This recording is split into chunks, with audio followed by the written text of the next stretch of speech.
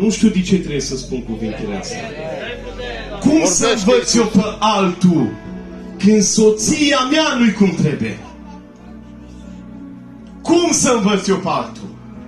Cum să-i spun la sora să nu mai umble în pantaloni pe stradă când soția mea toată ziua umblă în iegări și în pantaloni scurți?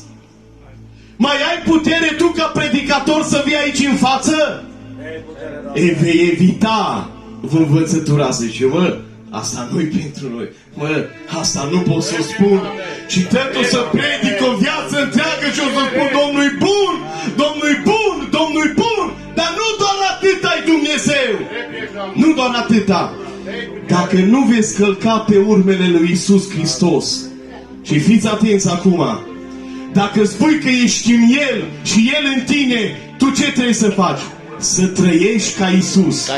Dacă punem întrebarea în adunare, trăim noi ca Iisus? Am pus întrebarea asta într-o adunare și toți frații, surorile, nu mai